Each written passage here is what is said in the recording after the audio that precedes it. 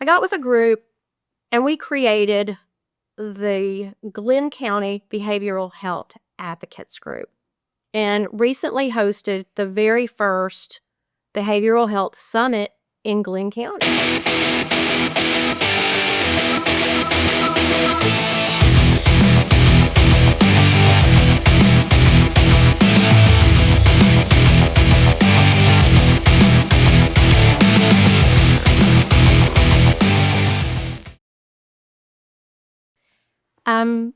I'm an artist and a designer and an avid gardener and humanitarian.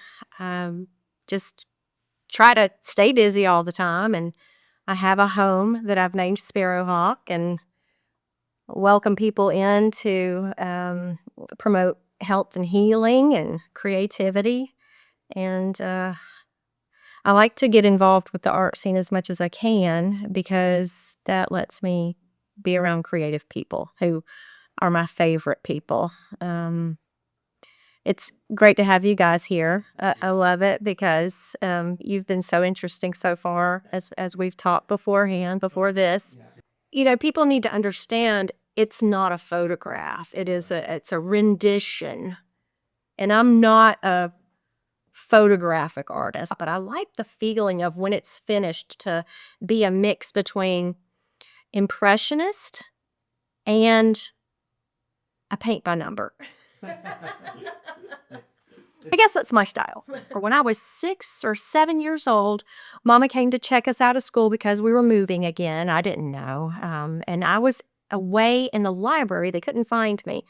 And they said that I was being tested by these college students because they thought that I was gifted. And so they wanted me to do things. And so after that, I just was always encouraged by people. They would buy me, these kits and these painting and beading and just anything and everything. That would be my gifts, for Christmas or birthdays. And so I would just go into this little imaginary world. No matter where we lived, I could take my creativity with me. Even if I didn't have my kits, I could play with sticks and sand, and I could bunch up pine straw in the woods and make little houses, I'd have little trails that I would go at. So gardening and having a home and all that was just all in my imagination. So my favorite medium, I like assemblage. And that's where you take all kinds of things. It can be collage. It can where you're tearing pieces of paper out, or you're taking greeting cards and cutting them up, or photographs and you're just gluing them down.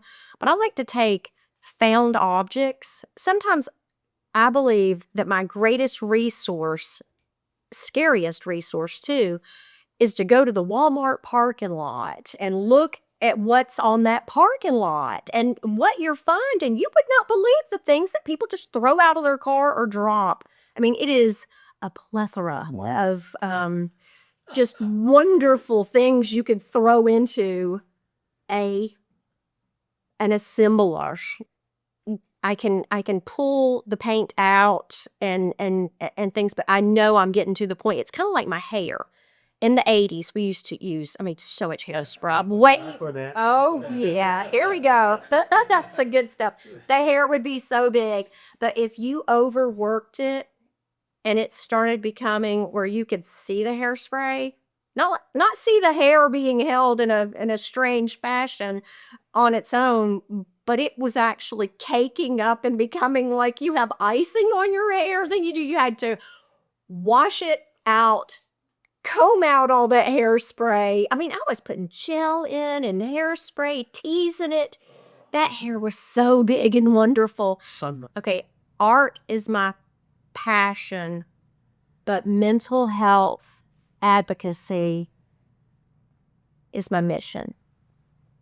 And I believe I was put on this earth and experienced everything that I've gone through to get me to this point, because I have learned so much more about myself and my loved ones, and I've become so much more compassionate to my neighbor or a stranger on the street, knowing how affected everyone is by their own trauma and grief and illness and loss that they've had in their life. I have a son who I lost. I say lost.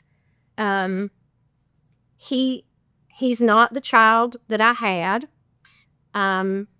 He's a person I don't know, and he's missing. I believe he's in California. I haven't seen or heard from him in 5 years, and I lost him at the very same time I lost my mother and my sister. And this was right when we were going into the pandemic as well.